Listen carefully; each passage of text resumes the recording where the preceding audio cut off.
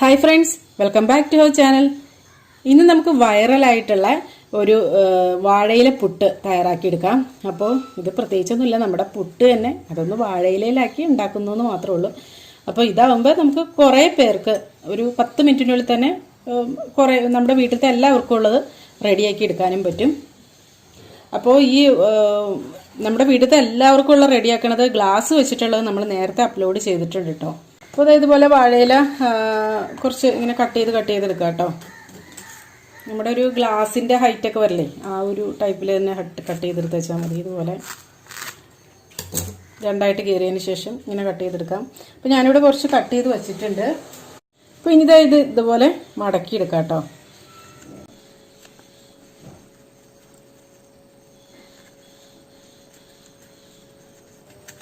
എന്നിട്ട് നമ്മുടെ ഈർക്കിളിയില്ലേ അതൊന്ന് കുത്തി വെച്ച് കൊടുക്കാം.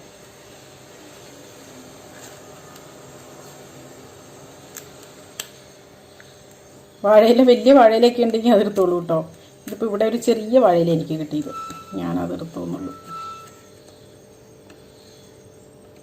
അപ്പോൾ ഇത്രയും ഹൈറ്റ് വെച്ചിട്ടുണ്ടെങ്കിൽ നമുക്കിത് വയ്ക്കാൻ പറ്റില്ല. ഞാൻ കുറച്ച് കട്ട് ചെയ്ത് കളയും കേട്ടോ. ഈ ഒരു ഹൈറ്റിൽ മതി.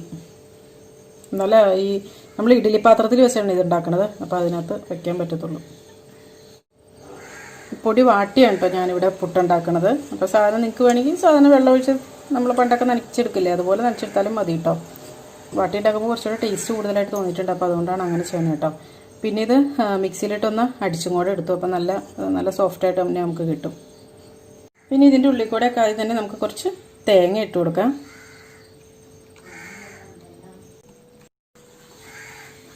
വലിയത് എടുക്കുവാണെങ്കിൽ അതാട്ടോ നല്ലത്. എൻ്റെ കയ്യിൽ ഇപ്പോൾ വലിയ വാഴയില ഉണ്ടായില്ല, അപ്പോൾ അതുകൊണ്ടാണ് ഞാൻ ചെറുതെടുത്തത് കേട്ടോ. അതാകുമ്പോൾ നമുക്ക് ഈസി ആയിട്ട് ഇടാൻ പറ്റും ഇതിനകത്തേക്ക്. ഇനി പൊടി ഇട്ട് കൊടുക്കാം.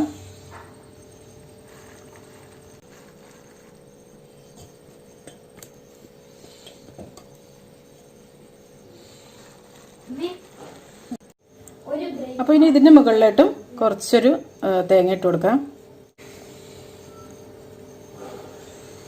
പിന്നെ പിള്ളേർക്കൊക്കെ കൊടുക്കുമ്പോൾ രസമായിരിക്കും. ഈ ചെറുതായിട്ട് ഇങ്ങനെയൊക്കെ കൊടുക്കുവാണെങ്കിൽ അവർക്കും രസമായിരിക്കുമല്ലോ, ഇങ്ങനെ ചെറിയ കുറ്റി പുട്ടൊക്കെ കിട്ടുകയൊക്കെ ചെയ്യുമ്പോഴേ.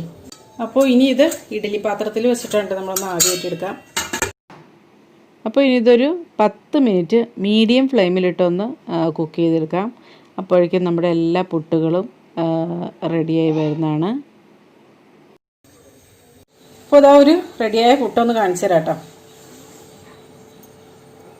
ഈ ഹൈറ്റ് എടുക്കുന്നത് കറക്റ്റ് ആയിരിക്കണം കേട്ടോ, അല്ലെങ്കിൽ മറിഞ്ഞു പോവും.